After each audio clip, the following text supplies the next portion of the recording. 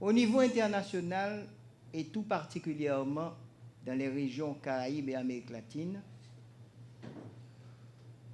la question de l'amélioration des abris provisoires, aussi appelés abris temporaires, refuges ou centres d'évacuation d'urgence, est devenue ces dernières années l'une des priorités des systèmes nationaux de gestion des risques et désastres. Quelle que soit l'appellation sémantique adoptée, l'idée centrale reste la même.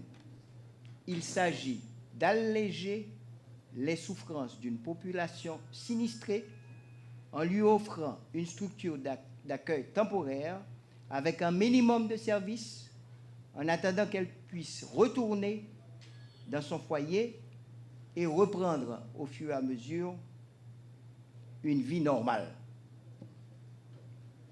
Il convient de noter que la gestion des abris est l'un des actes d'action dont les problèmes à adresser se retrouvent à toutes les phases de la gestion des risques et désastres. Nous savons que la route est très longue. Nous avons vu déjà ce que nous avons enduré pour créer ce système dans le pays. Et jusqu'à présent, on peut dire qu'il est en cours en état de développement.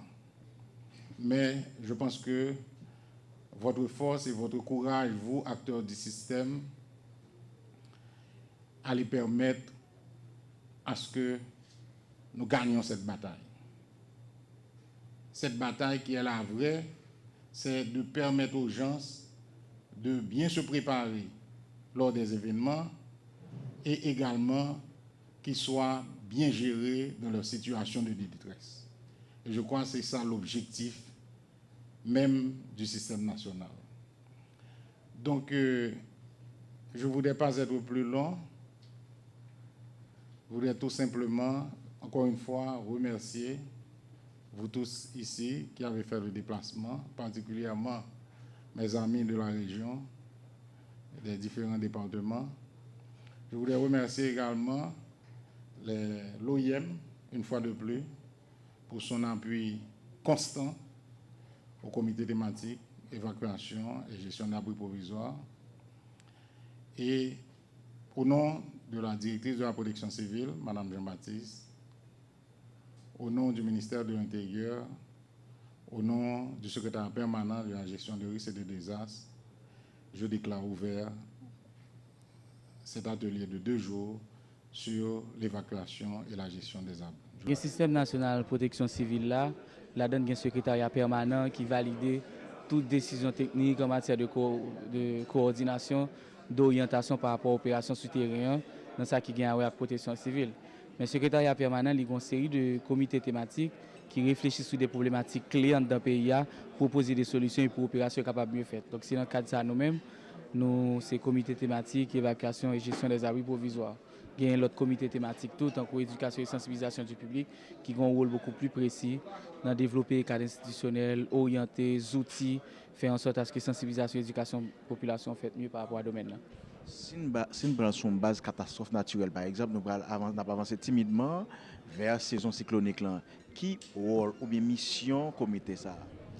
Rôle, mission ou bien mission comité ça, c'est faire en sorte à ce que ait une meilleure assistance de la population en période d'urgence. Dans ce qui concerne l'évacuation et la gestion, bâtiments qui ont servi comme abri. Pour qui ça, c'est parce que nous connaissons en Haïti besoin en termes d'évacuation. Ils ont dépassé largement la capacité d'accueil bâtiments qui ont servi comme abri. Et sous bâtiment qui ont servi comme abri, 96% là-dedans, c'est l'école. Donc nous devons comprendre par rapport à la vulnérabilité de la population, l'heure la dernière, si tout caillou détruit, il y a une réticence à quitter le bâtiment. Alors que le bâtiment a un fonctionnement normal, c'est desservir la population en matière d'éducation. Donc nous clair effectivement, il faut que stratégie aller côté il y a des activités de sensibilisation qui fait au niveau de la communauté avant et identifier les gens qui plus a besoin spécifique. Donc les femmes enceintes, les handicapés, les maladies graves, côté évacuation qu'a utilisé en dernier recours. Abri c'est dernier recours. Ça veut dire nous encourager l'esprit de solidarité que Haïtiens gagnent en pile, gagnent déjà l'esprit de refuge de manière à ce que quand mauvais temps arrivé, on monde qui a un proche pour la caille. Mais qu'on y a abri al reti dernier recours. Moun effectivement pas qu'à répondre à une dans stratégie, une dans démarche ça yo, capable aller dans bâtiment. Mais priorité avant tout c'est protéger vie. Nous pas les pièces moun comprendre effectivement de pour venir dans abri, faut manger, de pour venir priorité c'est protéger la vie. C'est ça que fait nous dans pile désastre, il y a des gens qui mourent parce qu'ils ont traversé rivière en courant.